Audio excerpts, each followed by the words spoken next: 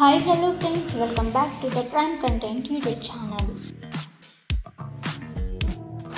బంగాళాఖాతంలో ఏర్పడిన ఉపరితల ఆవర్తన ప్రభావం వల్ల ఏపీలో భారీ వర్షాలు కురుస్తున్నాయి. ఉత్తరాంధ్ర సహా ఏపీ దక్షిణ తీర ప్రాంత జిల్లాలు, రాయలసీమలో అక్కడక్కడ పిడుగులతో కూడిన వర్షపాతం నమోదవుతుంది. ఇదే పరిస్థితి మరో 3 రోజుల పాటు కొనసాగే అవకాశాలు ఉన్నాయి. బంగాళాఖాతం ఉత్తర ప్రాంతానికి ఆనుకొని ఉపరితల ఆవర్తనం ఏర్పడింది. ఇది బలపడి అల్పపీడనంగా మారే అవకాశం ఉందని వాతావరణ కేంద్రం అంచనా వేసింది. దీని ప్రభావంతో రాష్ట్ర వ్యాప్తంగా పలు జిల్లాల్లో ఓ మోస్తరు నుంచి భారీ వర్షాలు పడుతున్నాయి. చెప్పుకోదగ్గ స్థాయిలో వర్షపాతం నమోదవుతుంది. ఉత్తరాంధ్రలోని శ్రీకాకుళం, విజయనగరం, పార్వతీపురం మన్యం, అల్లూరి సీతారామరాజు, విశాఖపట్నం, అనకాపల్లి, కాకినాడ, అంబేద్కర్, కోనసీమ, తూర్పుగోదావరి, పశ్చిమ గోదావరి, ఏలూరు, కర్నూలు, తిరుపతి, అన్నమయ్య, రాయచోటి జిల్లాల్లో అక్కడక్కడ మోస్తరు వర్షాలు కురిశాయి. తాజాగా విజయవాడలో అతి భారీ వర్షాలు పడుతున్నాయి. రాత్రంతా ఎడతెరిపి లేని వర్షం కురిసింది. ఫలితంగా లోతట్టు ప్రాంతాలు జలమయమయ్యాయి. పలు చోట్ల ఇళ్లలోకి వర్షపు నీరు ప్రవేశించింది. కొన్ని ప్రాంతాల్లో విద్యుత్ సరఫరా స్తంభించిపోయింది. బలమైన ఈదురుగాలులు వీచాయి. నేడు కూడా విజయవాడలో భారీ వర్షాలు పడే అవకాశం ఉందని వాతావరణ కేంద్రం అంచనా వేసింది.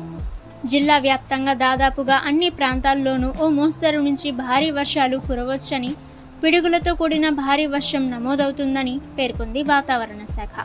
దీన్ని దృష్టిలో ఉంచుకొని ఎన్టీఆర్ జిల్లాకు ఎల్లో అలర్ట్ జారీ చేసింది ఐఎండీ. మరో 2 రోజుల పాటు రాష్ట్ర వ్యాప్తంగా ఓ మోస్తరు నుంచి భారీ వర్షాలు పడే అవకాశం ఉంది. పిడుగులతో కూడిన వర్షపాతం నమోదు కావచ్చని భారత వాతావరణ కేంద్రం వెల్లడించింది. పిడుగులు పడే ప్రమాదం ఉన్నందున ప్రజలు అప్రమత్తంగా ఉండాలని సూచించింది. నేడు అల్లూరి సీతారామరాజు, ఏలూరు, కృష్ణ, గుంటూరు, బాపట్ల, శ్రీ సత్యసాయి, వైఎస్ఆర్, కడప, అన్నమయ్య, రాయచోటి, చిత్తూరు, తిరుపతి జిల్లాల్లో కొన్ని చోట్ల పిడుగులతో కూడిన మోస్తరు నుంచి భారీ వర్షాలు కురిసే అవకాశం ఉంది. మిగతా జిల్లాల్లో పలు చోట్ల తేలికపాటి నుంచి మోస్తరు వర్షాలు కురిసే అవకాశం ఉందని ఏపీ విపత్తు నిర్వహణ సంస్థ వెల్లడించింది. అలాగే విశాఖపట్నం, అనకాపల్లి, కాకినాడ, ఏలూరు, కృష్ణా జిల్లాల్లో కొన్ని చోట్ల పిడుగులతో కూడిన తేలికపాటి నుంచి మోస్తరు వర్షం కురిసే అవకాశం ఉంది.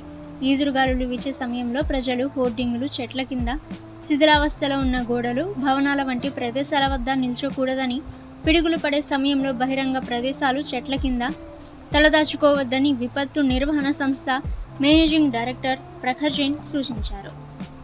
ఇక తెలంగాణ విషయానికి వస్తే తెలంగాణలో ఆదివారం, సోమవారం భారీ వర్షాలు కురుస్తాయని వాతావరణ శాఖ అలర్ట్ జారీ చేసింది. 9 జిల్లాలకు భారీ వర్ష సూచన చేసింది. మరికొన్ని చోట్ల మోస్తరు వర్షాలు కురిసే అవకాశం ఉందని పేర్కొంది.